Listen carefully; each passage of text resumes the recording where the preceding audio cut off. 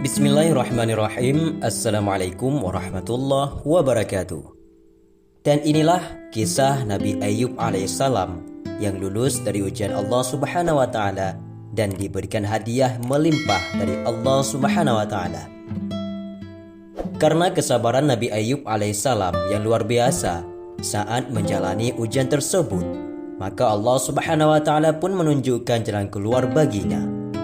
Allah menceritakan hal tersebut pada Al-Quran pada surat Al-Anbiya ayat 83-84. Dan ingatlah kisah Ayub ketika dia berdoa kepada Tuhannya, "Ya Tuhanku, sungguh aku telah ditimpa penyakit, padahal Engkau Tuhan yang Maha Penyayang dari semua yang penyayang."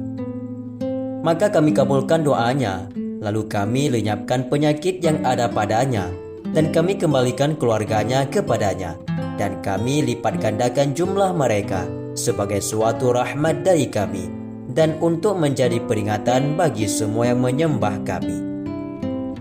Kisah tersebut sama dengan firman Allah subhanahu wa ta'ala pada surat Sad ayat 41-44 di atas. Allah subhanahu wa ta'ala mewahyukan kepada Nabi Ayub alaihissalam untuk menghentakkan kaki beliau ke tanah. Kemudian dari sana Allah pancarkan mata air yang sejuk. Nabi Ayub pun bergegas mandi di mata air tersebut hingga sembuhlah penyakit kulit dari badan beliau. Allah subhanahu wa ta'ala juga memerintahkan kepada Nabi Ayub alaihissalam untuk minum dari mata air tersebut.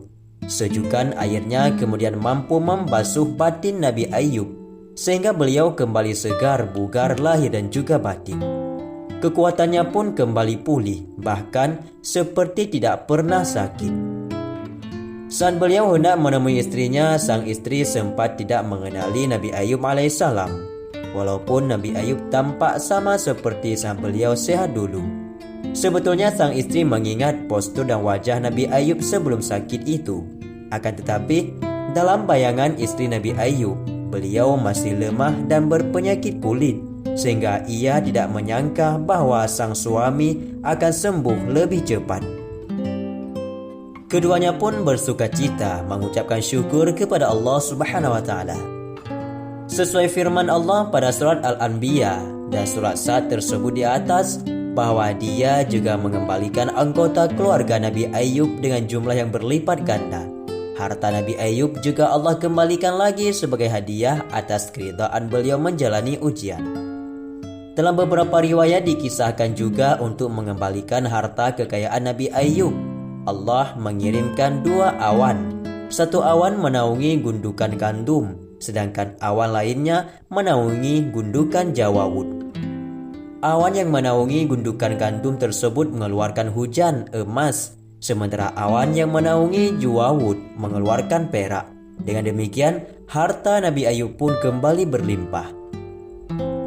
Adapun dalam versi lain dikisahkan juga Nabi Ayub memiliki dua peti. Satu peti tempat menyimpan gandum dan satu lagi tempat menyimpan jawawut. Allah mengirimkan kedua awan untuk menghujani peti gandum dengan emas hingga luber. Awan yang satu lagi mengguyurkan perak ke peti jawawut hingga meluap pula. Tak sampai di situ, Allah juga mengembalikan kekayaan Nabi Ayub dengan cara yang lain.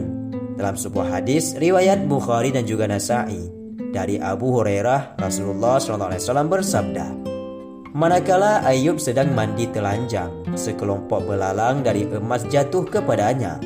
Maka Ayub memunguti dan menyimpan belalang itu di bajunya. Tuhan memanggilnya, 'Wahai Ayub, bukankah aku telah membuatmu kaya seperti yang kamu lihat?' Ayub pun menjawab, 'Benar ya Rabbi, akan tetapi aku selalu memerlukan keberkahanmu.'" Dalam surat Sad ayat 44 Allah berfirman, "Dan ambillah seekar rumput dengan tanganmu, lalu pukullah dengan itu, dan janganlah engkau melanggar sumpah. Sesungguhnya kami dapati dia Ayub seorang yang sabar. Dialah sebaik-baik hamba, sungguh dia sangat taat kepada Allah." Sumpah yang Allah maksud pada ayat tersebut adalah nazar Nabi Ayub ketika beliau sakit. Nabi Ayub sempat mengucapkan nazar untuk memukul istrinya saat itu lantaran sang istri melakukan perbuatan yang tidak berkenan di hati beliau. Ada beberapa versi cerita tentang kesalahan istri Nabi Ayub tersebut. Versi yang pertama diceritakan bahwa setelah Nabi Ayub jatuh miskin dan sakit-sakitan, sang istri harus bekerja untuk memenuhi kebutuhan mereka berdua. Sang istri pun bekerja di rumah orang lain. Suatu hari sang istri terlambat pulang ke rumah sehingga Nabi Ayub marah. Akhirnya beliau mengucapkan sumpah tersebut. Adapun versi lainnya, Nabi Ayub marah karena sang istri menjual tali penggekang kuda mereka. Hal tersebut terpaksa dilakukan istri beliau karena tidak memiliki cukup uang untuk membeli makanan. Akhirnya tali penggekang kuda tersebut dijualnya untuk membeli roti. Setelah sembuh dan sehat kembali, Ayub alaihissalam teringat kembali akan nazar beliau kepada Allah tersebut. Namun beliau tak tega memukul istrinya yang telah sepenuh hati merawat Nabi Ayub saat sakit. Akan tetapi beliau juga harus menunaikan nazarnya. Akhirnya Allah memberikan solusi yang mudah. Allah mewahyukan kepada Nabi Ayub untuk mengambil seikat batang gandum dan memukulkan ke istrinya 1 kali. Dengan demikian telah tertunaikan nazar Nabi Ayub. Kisah tersebut pun menjadi dasar untuk memberikan hukuman kepada mereka yang berbuat dosa. Menurut pendapat Imam Ahmad, memukul seorang pendosa yang terancam hukuman itu diperbolehkan. Misalnya memukul seorang penzina dan orang menuduh tanpa bukti yang valid. Mereka tidak dipukul seperti cara Nabi Ayub memukul istri beliau. Hal tersebut dilakukan agar si pendosa tidak celaka setelah dipukul. Pada masa Rasulullah SAW, hukuman seperti itu juga pernah dipraktikkan. Beliau pernah memerintahkan kepada para sahabat untuk menghukum seorang laki-laki sakit yang berzina. Rasulullah menyuruh para sahabat untuk memukul si laki-laki tadi dengan 1 janjang kurma. Dalam 1 janjang tersebut terdapat 100 cabang. Dengan demikian, 1 pukulan saja sudah melaksanakan hukum tersebut. Adapun pelajaran dari kisah Nabi Ayub alaihissalam dari kesabarannya dapat kita ambil beberapa pelajaran. Salah satu tujuan Allah mengutus para nabi dan rasul adalah untuk menjadi teladan bagi umat manusia. Demikian pula Nabi Ayub alaihissalam. Kisah beliau serat hikmah yang dapat memiliki pelajaran berharga bagi kita semua. Yang pertama, bersyukur dan juga bersabar. Seperti telah diceritakan di atas bahwa ketika Allah memberikan limpahan nikmat dan harta kepada beliau, Nabi Ayub rajin mensyukuri. Beliau rajin beribadah sehingga menjadi insan yang takwa. Beliau juga rajin menyedekahkan harta kepada mereka yang membutuhkannya.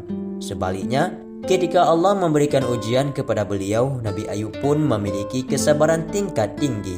Meski menderita karena penyakit dan kemiskinannya, Nabi Ayub tak pernah mencela Allah. Nomor 2, harta dan anak hanyalah titipan. Dari kisah Nabi Ayub kita belajar bahwa semua harta dan anak-anak yang dikaruniakan oleh Allah hanyalah titipan di dunia saja. Pemilik sejati dari semua yang kita miliki saat ini hanyalah Allah Subhanahu wa Ta'ala. Sewaktu-waktu Dia bisa mengambilnya kembali. Karena itu kita hendaklah selalu rendah hati. Yang ketiga, berprasangka baik kepada Allah Subhanahu wa Ta'ala. Meski menderita dalam waktu yang tidak singkat, Nabi Ayub senantiasa berprasangka baik kepada Allah. Tingginya keimanan yang beliau miliki membuat Nabi Ayub yakin bahwa semua yang Allah berikan adalah terbaik. Nomor 4, selalu menggantungkan diri kepada Allah Subhanahu wa Ta'ala. Hal ini tercermin dalam kisah yang diceritakan oleh Rasulullah SAW tentang Nabi Ayub yang memunguti belalang emas dan dialognya dengan Allah. Meski telah mendapat jaminan kekayaan dari Allah, tetapi Nabi Ayub masih tetap menggantungkan diri beliau pada berkah darinya. Nomor 5, selalu melaksanakan nazar atau sumpah kepada Allah.